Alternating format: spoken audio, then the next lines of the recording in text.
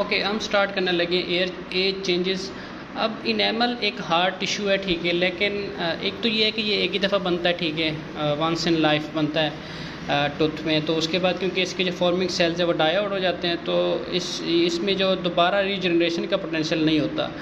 तो ये एज के साथ वॉर्न आउट होता है। क्यों? क्योंकि हम खाते पीते रहते हैं, हम फोर्सेस लगाते हैं, हम दांतों को चबाते हैं, ठीक है, तो जिसकी वजह से ये एज के साथ वॉर्न आउट हो जाते हैं। यानी अर्ली एज में तो नहीं होते क्योंकि उसमें तो फ्रेश होता है, लेकिन जैसे यानी ओल्ड एज के जो लोग होते हैं उनमें ये ज़्यादा वॉर्न आउट आपको नज़र आता है। उसकी रीज़न ये है कि क्योंकि वो साथ साथ जो है ना, जब इंसान की लाइफ के साथ साथ इंसान डिफरेंट चीज़ें खाता रहता है, समटाइम ब्रशिंग सही नहीं करता, फिर इस तरह एसिड प्रोड्यूस होता है, तो इस तरह इसकी थिकनिंग जो है ना, थिकनेस इसकी कम होती जाती है, तो इस तरह ये ऐसा ऐसा ख़त्म होता जाता है।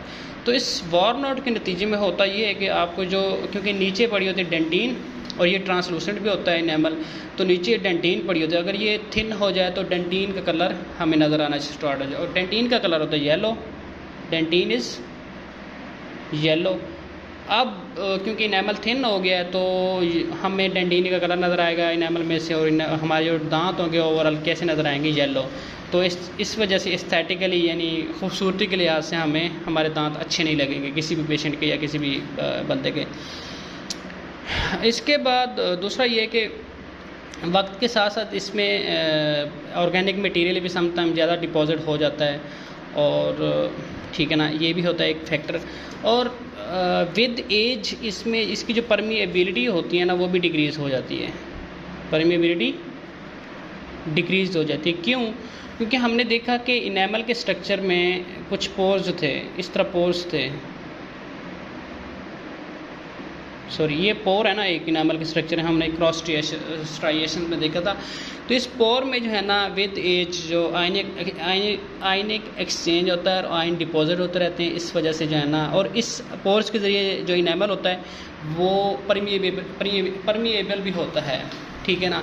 और इस परमिएबिलिटी की वजह से हमें सेंसिटिविटी यानी ठंडा गर्म महसूस होता है।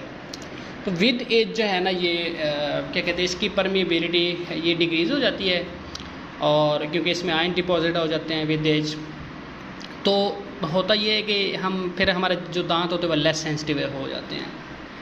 इसके बाद अगर हम इसकी कंपोजिशन ऑफ सरफेस की बात करें तो इसमें इसकी जो सरफेस है इसमें भी आयनिक एक्सचेंज होता रहता है। इसमें जो ज़्यादातर देखा गया वो फ्लोराइड का है।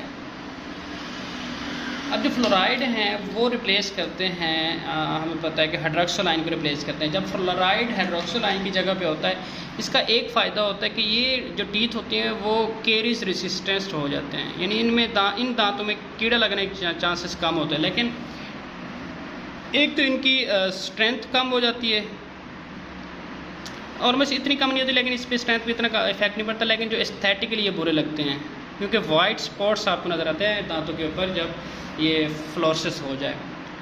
इसके बाद अगर हम लोग देखें तो इसमें आता है वेयर फेसेट्स, यानी एज के साथ साथ कुछ लोगों के जो दांत होते हैं वो रगड़ या एट्रियन के नतीजे में वो घिस जाते हैं, यानी उनके ऊपर वाली जो इनेमल की लेयर होती है वो थिन रह जाती है। तो इसमें वेयर फेसेट भी ओल्ड एज पीपल में ख़ास तौर पर देखा जाता है। तो इस वजह से कहा जाता है कि जो ब्रशिंग, एक तो ब्रशिंग जो है ना, ब्रशिंग की टेक्निक अगर बंदे की अच्छी है और वो सॉफ्ट ब्रशिंग करता है, ये नहीं कि रगड़ा दे जो रगड़ा देंगे आप साफ ज़ाहिर है, और हार्ड जो ब्रिसल्स होंगे ब्रश के वो भी अगर हार्ड होंगे तो क्या होगा, तो वो जो इनेमल होगा वो जल्दी थिन हो जाएगा। जल्दी थिन होगा तो हमें ठंडा गर्म भी महसूस होगा, और हमारे जो दांत होंगे वो एस्थेटिकली येलो नज़र आएंगे हमें, और एस्थेटिक उनका अच्छा नहीं होगा। तो इस वजह से अपने दांतों का ख्याल रखें, ब्रशिंग टेक्निक अच्छी करें, सॉफ्ट ब्रशिंग करें, और ब्रिसल्स ना, उसके जो ब्रश है आपका उसके ब्रिसल ना ज़्यादा सॉफ्ट हों ना ज़्यादा हार्ड हों।